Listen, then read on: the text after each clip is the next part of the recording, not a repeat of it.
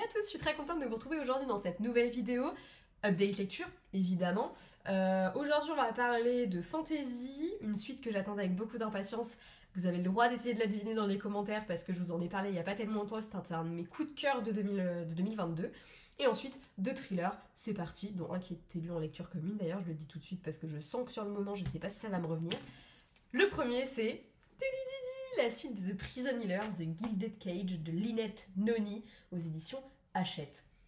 Je l'ai adoré. Le tome 1 avait été un gros coup de cœur. J'avais découvert dedans Kiva, qui était la guérisseuse de la prison de Zalindov, qui allait se mettre en tête grâce à un petit mot de sa famille qu'il a laissé poireauter pendant 10 ans dans cette prison. Quand la reine rebelle avait été arrêtée, de la garder en vie, parce que t'inquiète Kiva, on arrive enfin. Bref, on découvrait cette petite Kiva qui du coup allait tout simplement affronter les épreuves du supplice pour essayer de protéger cette reine rebelle. Voilà, pour faire très simple, on est dans un univers de fantasy, c'est trop bien, j'avais adoré. Et j'ai encore plus aimé, je pense, ce tome 2, tout simplement parce que non seulement je l'ai trouvé beaucoup plus dynamique, le tome 1, il y avait quelques longueurs, mais du coup, je trouve que c'était pas une mauvaise chose non plus qu'il y en ait, ça permettait de poser l'univers, les personnages, etc., de créer les liens entre eux aussi. Ce tome 2 est peut-être un peu plus punchy, il y a peut-être un peu plus d'action, et c'est plutôt sympa aussi. C'était appréciable de découvrir Kiva après ce qui s'est passé dans le tome 1, je trouvais ça très très cool. J'aime aussi le fait qu'il y ait un battement entre guillemets assez long de plusieurs mois entre le tome 1 et le tome 2.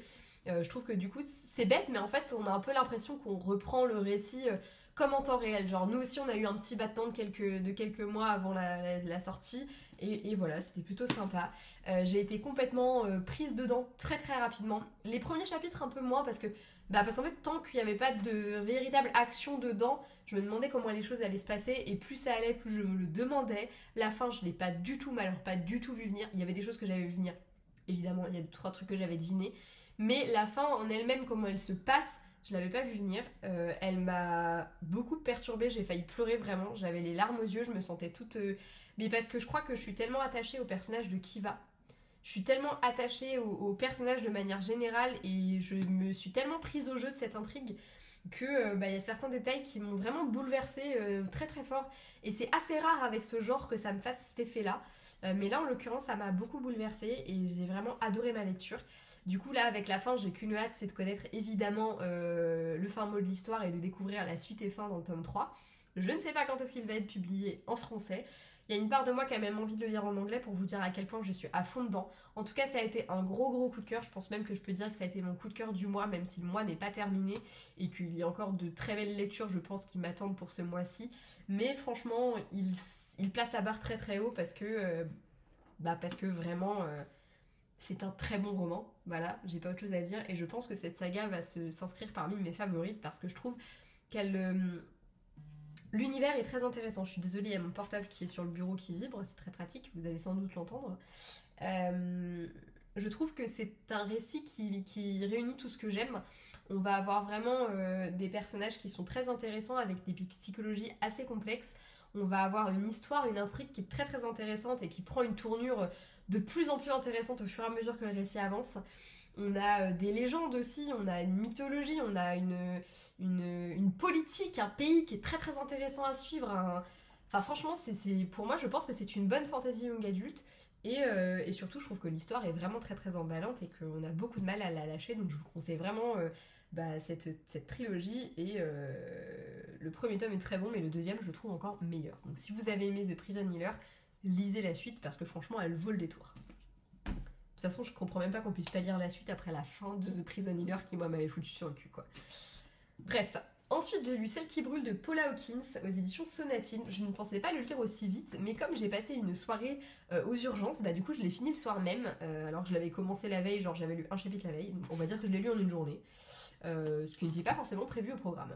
Paula Hawkins, j'ai lu ses 2 autres romans publiés en France. Je crois d'ailleurs que c'est les 2 seuls qu'elle a écrits, il me semble pas qu'elle en ait écrit d'autres. Et franchement, j'avais à chaque fois beaucoup aimé ma lecture. Du coup, Celle qui brûle, j'avais envie de le découvrir depuis un petit moment maintenant, à peu près depuis sa sortie. Dans ce roman, un homme va être retrouvé assassiné sur sa péniche et l'enquête va mener vers 3 femmes très différentes. Il y a d'un côté Myriam, celle qui était sa voisine de péniche et qui tout simplement a découvert le cadavre. Carla, sa tante, qui dit ne pas l'avoir vue depuis très longtemps, mais qui a été vue sur sa péniche peu de temps avant. Et enfin, et surtout, Laura, qui est un peu la principale suspecte, puisqu'elle a été, elle est la dernière personne à l'avoir vue vivante, vivant plutôt, parce que c'est un homme en fait, à l'avoir vue vivant, puisque c'est la femme qui a passé une nuit avec Daniel, David. Bah cet homme, je me rappelle plus, je crois que c'est David. Je sais pas. Ça va être long hein, si je cherche. Hein. Ouais. Bref, avec David, voilà. Et on va suivre du coup notamment ces 3 femmes, on va suivre également le mari de Carla, qui est un des personnages aussi plutôt principaux, et Ingrid, une petite mamie avec qui Laura a sympathisé et qui surtout est la voisine de la défunte sœur de Carla, qui du coup était la mère du mec qui est mort. Waouh, trop de personnages, je vous embrouille, hein. Voilà. Bref, ces femmes, elles ont tout un passé, elles ont toutes un passé plutôt dramatique derrière elles. Et cette enquête va évidemment remuer un petit peu tout ça et on va un petit peu plonger dans leur passé. C'est un récit qui va un petit peu mêler et le passé et le présent et voilà, tout simplement, qui va nous mener petit à petit à des révélations que je n'attendais pas du tout, je n'avais absolument rien vu venir. Ce roman m'a mené par le bout du nez d'un bout à l'autre et c'est plutôt cool, moi j'adore ça. Je me suis laissée complètement prendre au jeu, j'ai trouvé que c'était un récit qui était assez bien mené. En fait, je trouve qu'il a. C'est fou parce qu'avec du recul, je me dis qu'il a rien d'exceptionnel, mais en même temps, il m'a fait vivre quand même. Enfin, en fait, j'avais du mal à le lâcher, j'étais à fond dedans, j'avais envie de connaître le fin mot de l'histoire, j'ai envie de savoir ce qui était arrivé à ce fameux David. Je crois que Daniel, c'est dans le livre que je viens de finir, dont je vous parle juste après. Donc là, c'est de David, je crois. Putain, un David et un Daniel qui meurent un peu de temps, quoi. Tristesse. Bref, le fameux David. Et du coup, je trouve que c'est un bon récit. Et en même temps, j'ai beaucoup de mal à vous dire qu'est-ce que j'ai aimé tant que ça dedans. Je pense que j'ai aimé déjà la pluralité des points de vue avec des personnages qui sont très très différents. Que ce soit Myriam, Laura, Carla. Elles ont des profils très très différents. Elles ont toutes les 3 vécu des trucs dramatiques qui n'ont rien à voir les uns avec les autres. Et je trouve ça vachement intéressant de plonger dans leur passé, dans leur psychologie, de créer un petit peu les personnages. Et globalement, je trouve que c'est vraiment sur ça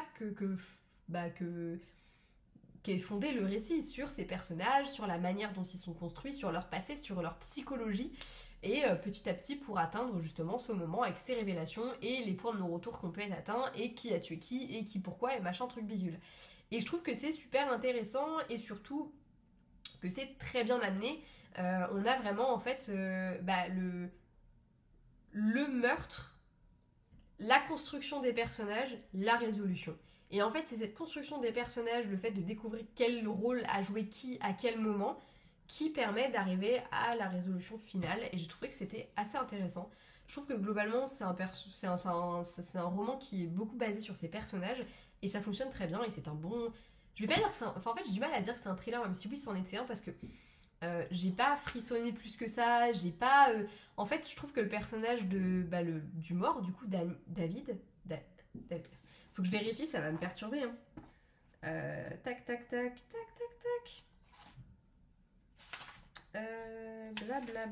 Bla. Je sais pas si je vais y arriver. Je sais pas hein, si je vais réussir à retrouver son petit nom. Monsieur Sutherland. Daniel. Ah bah si c'est Daniel. Bah et là c'est Daniel aussi, non? Ouais. Excusez-moi, je vis ma vie. Bah voilà, c'est Daniel les deux. Deux Daniel dans les 2 livres que je lis. Et j'ai même pas... Non mais, je viens seulement de faire le rapprochement. C'est dire à quel point les noms, moi je les oublie à partir du moment où je finis un livre. Bref, le petit Daniel là. En fait, on s'y attache pas du tout. Donc en fait, je trouve qu'on n'a pas forcément envie... Enfin, si on a envie de résoudre le mystère, évidemment. Mais comme on s'attache pas forcément à ce personnage... Enfin, moi en tout cas, je me suis pas attachée à lui. Peut-être que vous aussi, mais moi non. On s'attache beaucoup plus au personnage qu'on va découvrir. Et en fait, on a envie d'aider ces personnages-là. Je pense notamment à Laura, que j'avais vraiment envie de prendre sous mon aile. Des fois, elle me faisait vraiment de peine comme personne. Ingrid, je l'ai trop aimée aussi. J'ai trouvé qu'elle était vachement vive d'esprit, alors qu'elle se cache un peu sous le couvert de je suis une petite mamie et tout. Et j'ai trouvé ça vachement intéressant parce qu'en fait, je trouve qu'on s'attache beaucoup plus à ces personnages qu'on va découvrir comme étant des victimes un petit peu, qu'à celui qui est la vraie victime, qui est celui qui est mort. Et du coup, je trouve ça vachement intéressant. Et ce que j'ai le plus aimé dedans, c'est que même à la fin, on n'est pas sûr à 100% de certaines choses. Il y a des choses, on se dit, ça se trouve, c'est l'interprétation qu'on en a fait qui fait que. Et je trouve ça très intéressant et c'est ce qui, pour moi, en fait un bon roman et un bon thriller globalement. Et en plus de ça, j'avais absolument rien vu venir, je me suis fait berner comme une bleue, donc je ne peux pas dire qu'il était pas bon ce thriller. Ensuite, on passe à mon deuxième petit coup de cœur de cette update lecture, même si globalement c'était 3 très bonnes lectures. Il s'agit de Si je mens, tu vas en enfer de Sarah Pinborough. On retrouve Sarah Pinborough. Et d'ailleurs, c'est le roman dont je vous parlais quand je vous parlais de ma nouvelle voisine. Publié chez le livre de poche que j'ai lu en lecture commune avec Juliette. Au moment où je fais cette vidéo, Juliette n'a pas encore terminé ses lectures et du coup, parce que moi je viens vraiment de la finir là tout à l'heure, juste avant de filmer en fait, j'ai fini puis je me suis dit allez go, on y va. Et du coup, on n'a pas encore débriefé de cette lecture, mais ça devrait pas tarder, je pense qu'elle va le finir ce week-end. Ou lundi, mais en tout cas elle va bientôt le finir, je pense, j'espère, parce que j'ai très hâte de lui en parler. Dans ce récit, on va suivre 3 femmes. Ava, c'est encore une gamine, elle a 16 ans. Lisa, Ava et Marilyn. Ava, adolescente de 16 ans, va sauver un petit garçon de la noyade, ce qui va un petit peu foutre le boxon dans sa vie et dans celle de sa mère, Lisa. Et bah voilà, effet papillon, ça va également toucher Marilyn et leurs secrets vont être mis à jour pour le meilleur et pour le pire. Il est question d'amitié et d'amitié toxique dans ce roman, dont je vous parlais d'ailleurs dans le date lecture de la semaine dernière, si vous vous rappelez. Une thématique que franchement j'aime beaucoup, surtout quand elle est menée aussi bien que celui-ci. La première partie était un petit peu lente, je pense que c'était aussi la mise en place, on nous présentait un petit peu les personnages, etc. À partir de la partie 2, ça s'accélère, et la partie 3, n'en parlons même pas. On va de révélation en révélation, il y a beaucoup de choses que j'avais pas du tout vu venir, et il y a des choses que j'avais pas du tout compris comme ça dès la première partie. En fait, on nous présente les personnages, et en fait, on essaye de deviner les secrets de chacune, on essaye de se dire ah bah ça se trouve elle c'est ça qui puis elle c'est puis elle c'est, mais en fait on se plante sur toute la ligne. Voilà, on se plante sur toute la ligne. Moi en tout cas je me suis plantée sur toute la ligne. Juliette je ne sais pas, on en parlera bientôt, je vous dirai peut-être dans les commentaires après coup elle ce qu'elle en a pensé. J'essaierai de le mettre, bah d'ailleurs je le mettrai peut-être dans la description parce que la vidéo sortira, on aura largement eu le temps d'en débriefer, donc voilà, allez voir dans la description, je vous dirai ce que Juliette a pensé du roman. Globalement j'ai trouvé que c'était hyper malin ce récit, comment est-ce qu'il était construit. On est sur un vrai thriller pour le coup, et on est sur un thriller qui va mélanger passé et présent. La première partie elle est vraiment centrée sur le présent, et c'est ce qui est vachement bien foutu, et c'est ce qui fait qu'il est très bien construit. C'est qu'au début on nous présente des personnages plutôt bien sous tout rapport, on comprend qu'il y a un secret derrière, mais on s'attend pas du tout à ce que ce soit un secret de ce type. Partie 2, on nous dévoile un des secrets du personnage sans rentrer totalement dans le détail, et on nous invite petit à petit à découvrir ce personnage dans le passé. Et la partie 3, là on est vraiment entre passé et présent, on va vraiment restituer ce qui s'est passé, comment ça s'est passé, et on va suivre le présent avec évidemment les choses qui s'accélèrent au temps présent.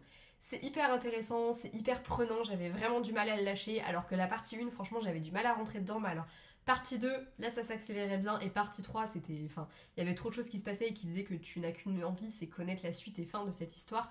T'as besoin de connaître ce qui s'est réellement passé, t'as besoin de savoir ce qui est réellement en train de se passer, qui est qui, les personnages sont hyper brouillés parfois, et c'est super intéressant, j'ai trouvé qu'il était très très bien. Il est très touchant aussi, il aborde des thématiques qui sont loin d'être faciles, donc franchement c'est un roman à lire pour un public avisé. Les scènes ne sont pas forcément décrites de manière trop crue, ce qui peut permettre de le lire, mais j'aime autant vous prévenir qu'il y ait question de mort d'enfants, de meurtre d'enfants d'ailleurs, et qu'il y ait également question de viol, voilà, et de prostitution d'enfants, voilà. On pose le cadre, malheureusement ça peut par certains aspects être un petit peu du spoil, mais en même temps, c'est pas du vrai spoil, et de toute façon j'estime que c'est des trigger warnings qui sont trop importants pour ne pas les évoquer. Voilà, en tout cas c'est un récit qui est très très très très très très bien mené, je trouve. Je trouve que l'autrice a vraiment trouvé un super fil conducteur et une super bonne manière de découper son récit, et franchement je me suis laissée complètement happée par ce roman. J'ai versé ma larme à la fin parce que j'étais émue, et en même temps il y a eu d'autres moments qui m'ont vraiment bouleversée, mais bouleversée à mort. C'est un récit que je peux pas qualifier autrement que de bouleversant et en même temps de très très très prenant. C'est un très bon thriller avec des personnages complètement barrés, mais c'est ce qu'on aime. Voilà, et des amitiés qui peuvent être à la fois étonnamment belles et d'autres qui peuvent s'avérer étonnamment toxiques. Voilà. J'espère comme d'habitude que cette lecture vous aura plu. Moi j'ai terminé pour aujourd'hui. Je vous invite vraiment à découvrir ces 3 livres, ils sont géniaux. Que vous aimez la fantasy, que vous aimiez les thrillers, vous devriez y trouver votre compte de toute façon. Voilà, c'est vraiment des romans que j'ai adorés. Pour le coup, autant l'update lecture de la semaine dernière, il y avait plus de déceptions que de romans que j'ai aimés. Autant là, on est sur une triplette gagnante. J'ai vraiment kiffé ma race et je vous les conseille du fond du cœur. N'hésitez pas à me donner vos avis sur ces romans si vous les avez lus, que vous les ayez aimés ou pas aimés. Moi j'adore échanger avec vous autour de ça. Et puis encore une fois, à me conseiller des lectures qui pourraient me plaire et qui pourraient rentrer là-dedans avec grand plaisir. Je vous fais de gros bisous et à bientôt dans la prochaine vidéo. Ciao!